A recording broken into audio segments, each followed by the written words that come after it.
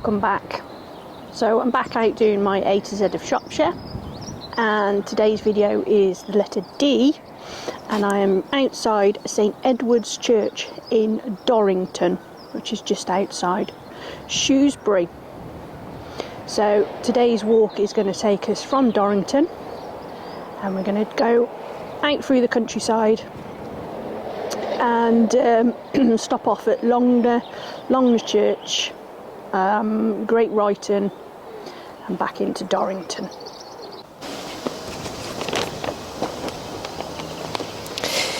St Edward's Church was built in 1845 by Edward Haycock to service the newly created parish. It has a certain elegance and is faced with ashlar. Opposite the church is the Church of England primary school in Victorian red brick with ornamental bands and arched windows. This replaces the old school built by Thomas Alcock. John Boydell, engraver and publisher, was born at Dorrington in 1719 and became Lord Mayor of London.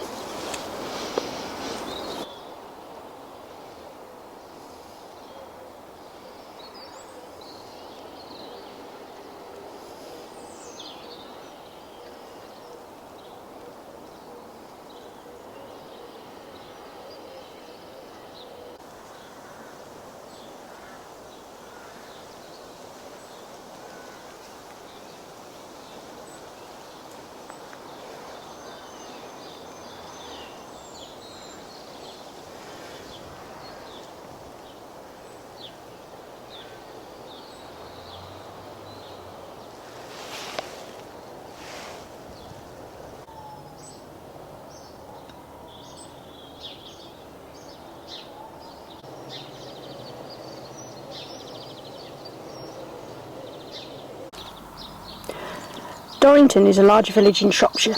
It is located 6 miles south of Shrewsbury. The Cunn Brook flows to the east of the village, and to the southwest is Netley Hall. The A49 road runs through the village, which has a number of businesses located both in a small business park and along the main road. The public house, the Horseshoes, is a Grade 2 listed building. The village did once have a railway station on the Shrewsbury and Hereford Railway, opened in 1852.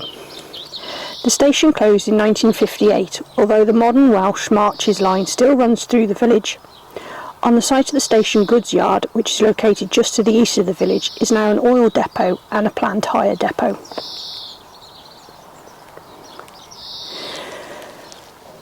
William Farr, born 1807, died 1883, was an epidemiologist and one of the founders of medical statistics. Was effectively adopted at the age of 2 by local squire Joseph Price when Farr and his family moved to Dorrington from Kenley. Price died in November 1828 and left Farr £500, which allowed him to study medicine in France and Switzerland. Freddie Fox was a jockey, born 1888, died 1945, and grew up in Dorrington, where he was educated at the village school and was choir boy in St Edward's Church before leaving Shropshire at age 12. Bert Harry, born 1897, died 1966, was a former professional footballer, notably for Crystal Palace, and was landlord at the Horseshoes Inn from 1954 to 1963. There was a traditional coaching inn on the site of the Horseshoes Inn at Dorrington from its earliest days over 300 years ago. If you look closely, you can still see the original gateposts behind which the horses and carts were kept whilst their weary owners were fed, watered and rested. The core of the building you see today dates back to the 18th century. Over the past 300 years, the Horseshoes Inn has evolved from its coaching inn roots, but its name dates all the way to the beginning, with a curious old link to the row of cottages to the right-hand side of the building, which was once a blacksmith, and the street just further on being Forge Way. So they've built a brand new housing estate, but they've diverted the footpath, which I like. There we go. Nice clear signs.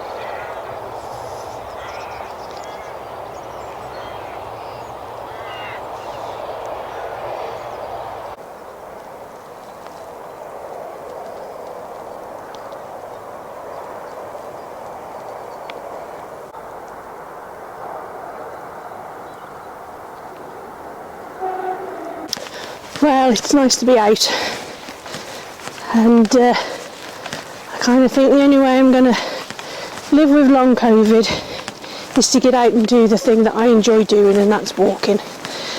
So, beautiful countryside here in Shropshire, and it's a bit overcast. The forecast doesn't give out rain, it just says cloud, so fingers crossed. Anyway, I think this walk is going to be one with quite a few stiles. I've barely done a mile and I've climbed over 4 already, so I could be tired by the end. But yeah, it's lovely out here. So we've this is probably stile number 6 probably, and not only have we got 1 stile, we've got 2, and that one looks like it's broken. Oh, this is going to be fun.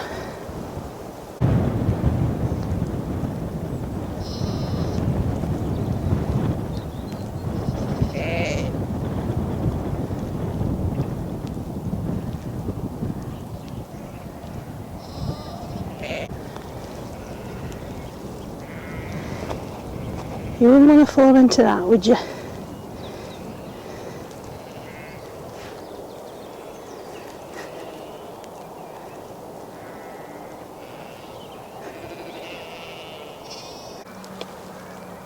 Medic! Yikes!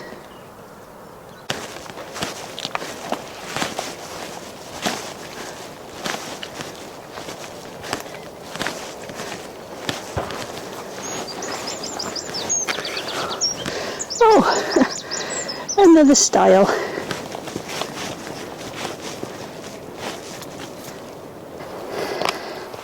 So along the way we've passed Netley Hall, but I couldn't quite see it, but I'll show you some old photos. So this is the home of the Hope Edwards family, benefactors to the village of Dorrington. The red brick house was built in 1845 to 48 by E. Haycock, who also designed Dorrington Church. Netley Hall has 5 bays, 2.5 stories, a porch of paired Tuscan columns, an ashlar face centre and a topmost balustrade. The hall is now a hotel and wedding venue.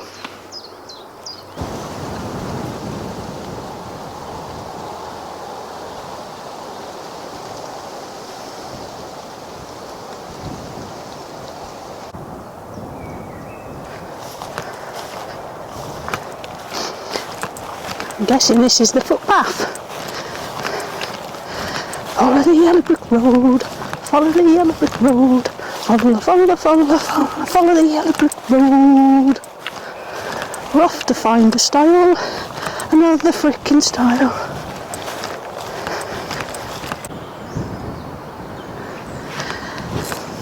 And as we get to the end of the yellow brick road, my God, there's a gate,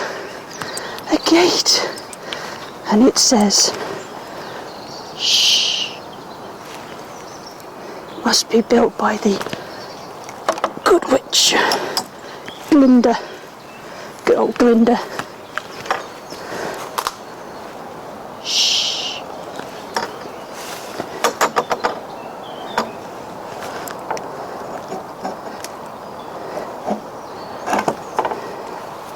Shush. So there's the yellow brick road. We've come through the shush gate.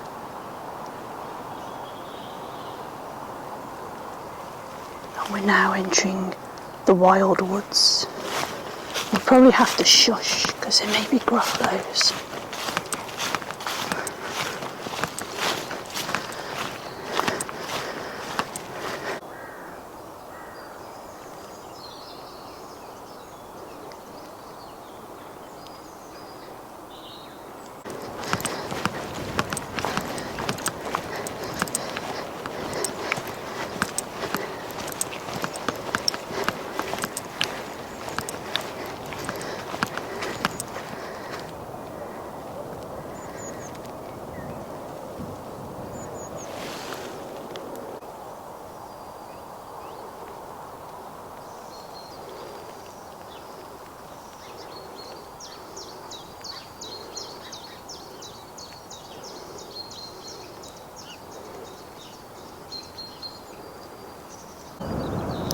So I think you can see in the distance, hope you can see, correct me if I'm wrong, I think this one here is the Lawley, and then the pointy one over there is Caradoc. Now the sun has come out, but it keeps going very grey, like it's going to rain. So we're about to cross over the railway line here. It's typical, I've heard trains all the way walking along and there's not one coming now. But I'll have to find out what route this is. I'm not quite sure. And look, to get over, you have to climb over a fucking stile. I mean, why? Why do you need a stile here? There's a gate there, for God's sake. So I'd imagine that way is Shrewsbury, and it goes on to Church Stretton, that way. Yeah, no trains at the moment. What we got this end to climb over. I'm sure as soon as I get halfway across this field there'll be a train coming. Oh, what the frickin' hell's this? What the hell? How am I supposed to get over that?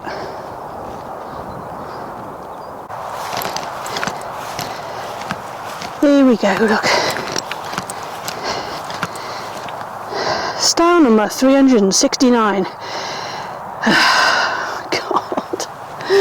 And it looks like we've got electric wire the other side. Oh, I love this walk.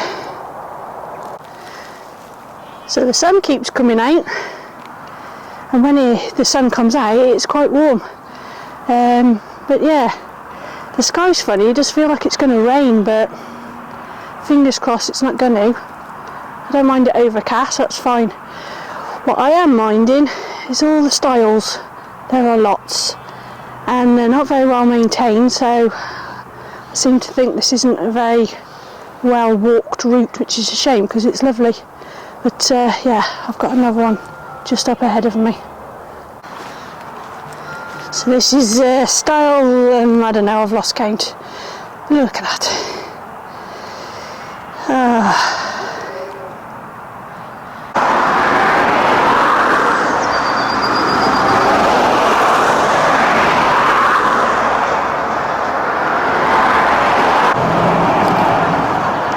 Just stood in the driveway down to Longner Hall. I don't think I'm going to be able to get down. Might be able to see something as we go around.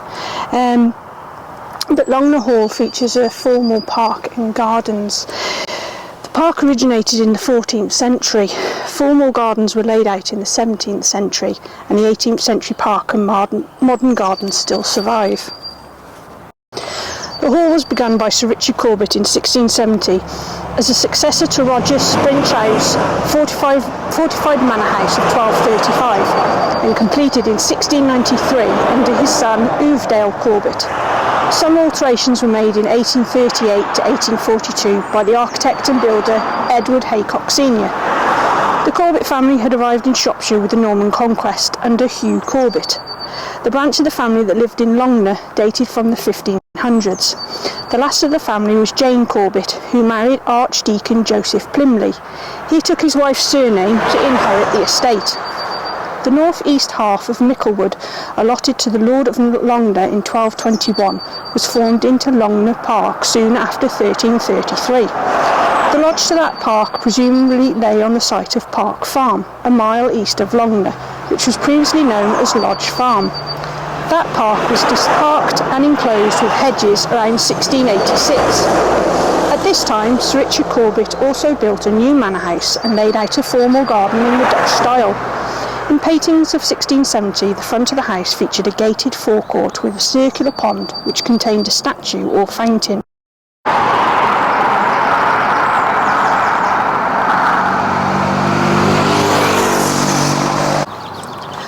So I'm just now walking along the side of the A49 road, which runs from Shrewsbury towards Church Stretton. and I'm going to turn off to go to Longner Village and Church.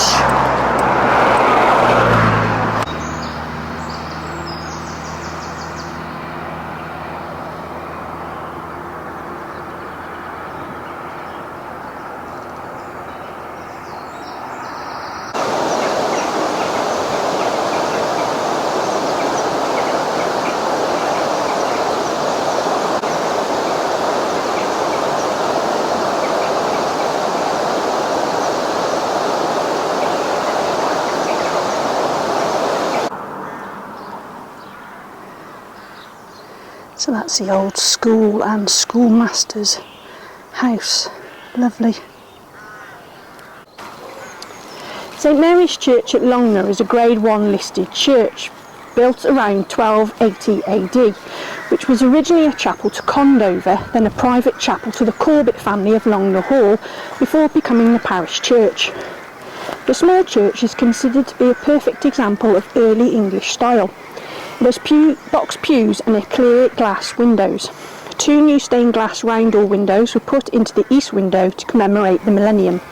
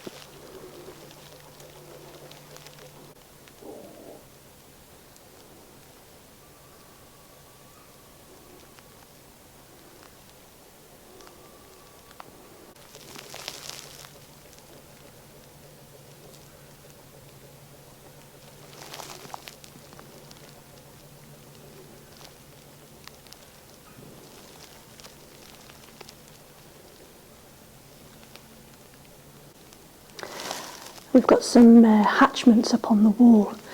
Now you can see the crow emblem up there. Now that is the emblem of the Corbett family. So it comes from Corvus. And there are different derivations of the surname that comes from Corvus. And one of them is Corbyn, as in Jeremy Corbyn. There's Corbett, Corbyn, and there's some others that come from the Latin Corvus.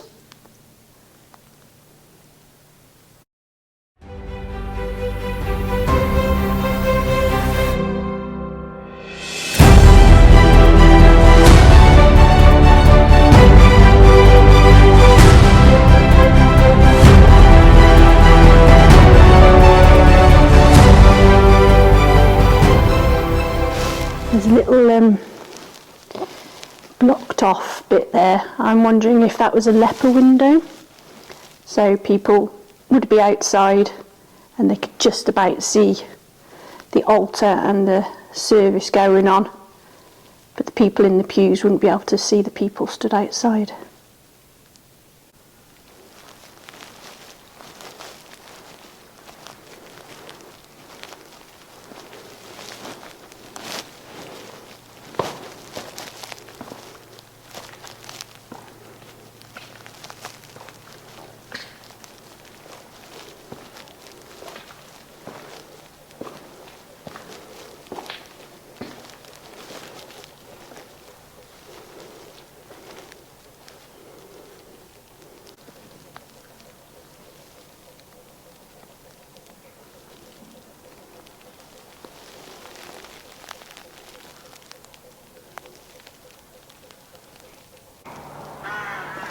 I noticed inside the church there was a balcony and I couldn't see a way up to the balcony. I'm presuming this must be it. And would it have been for the Corbett family only?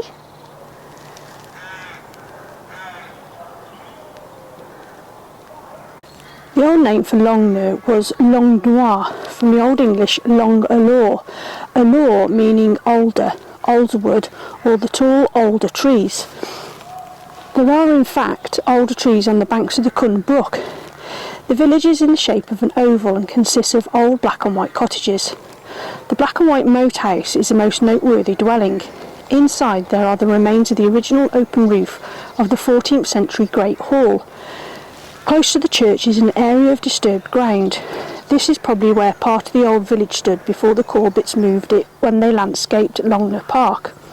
Samuel Lee was born in Longner. His parents were humble peasants and he became a carpenter's apprentice in Shrewsbury. Here he found an interest in classical and Middle Eastern languages. By the age of 25 he had mastered Chaldee, Syriac, Samaritan, Persian and Hindustani. He earned his living first as a carpenter and then as a language teacher at local schools. His talent was soon recognised and he was able to attend Cambridge University on a missionary society grant. He took his degree and went on to become an internationally known linguistics scholar, having mastered 18 languages. He became Professor of Arabic and later of Hebrew at Cambridge and then retired to become a humble vicar at Banwell in Somerset, where he died. Longner has a ghost, a young girl who has been seen at local dances and by the bridge where she was attired in a wedding dress. The last sighting was in 1975.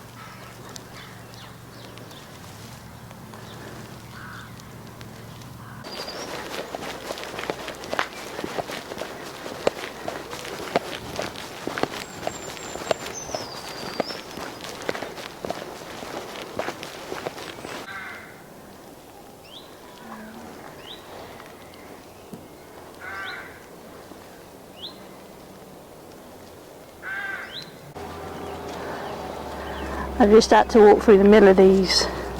It's an electric fence each side that I've just unclipped. Hello. What the hell's that in your nose? What's that for?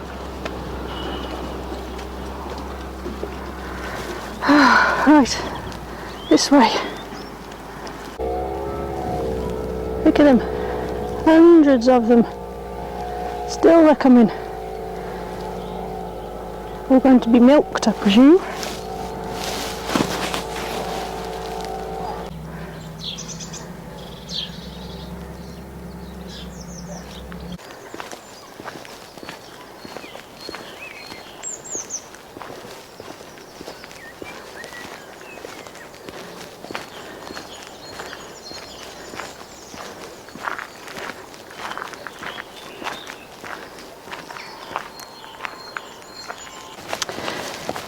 So I've left Longner, and what a beautiful little village that is.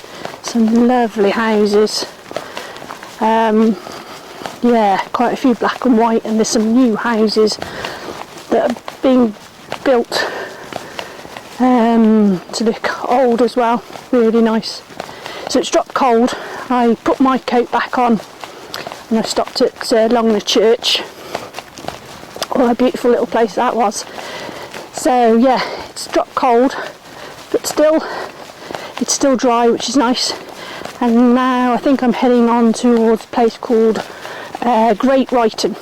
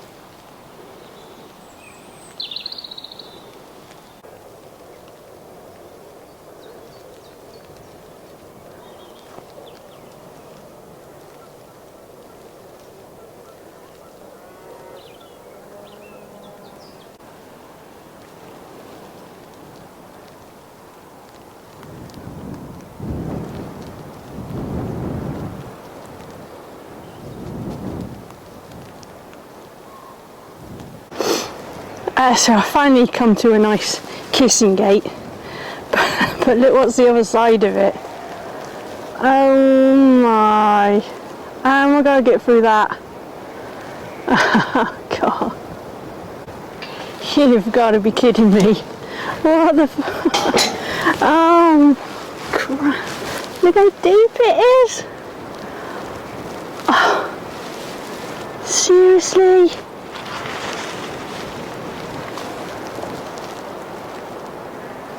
You're kidding me.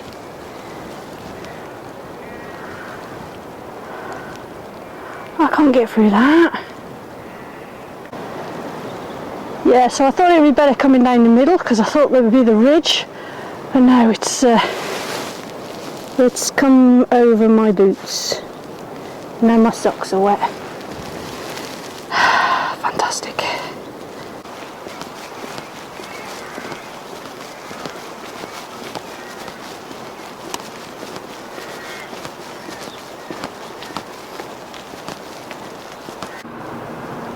The village is sometimes called simply Ryton, as on road signs, but this leads to confusion with the Ryton 3 miles west of Albrighton, near Shifnal.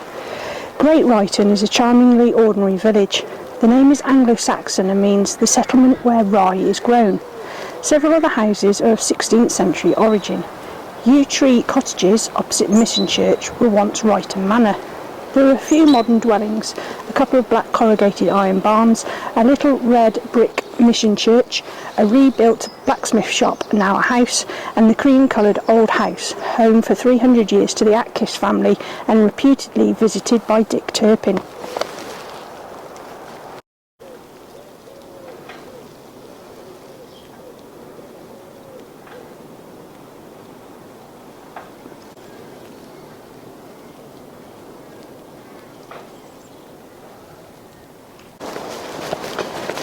So I think we're slowly now coming back into Dorrington, crossing the bridge here.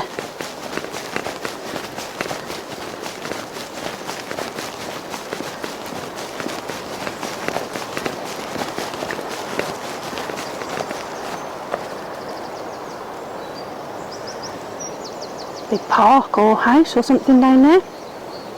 Nice driveway.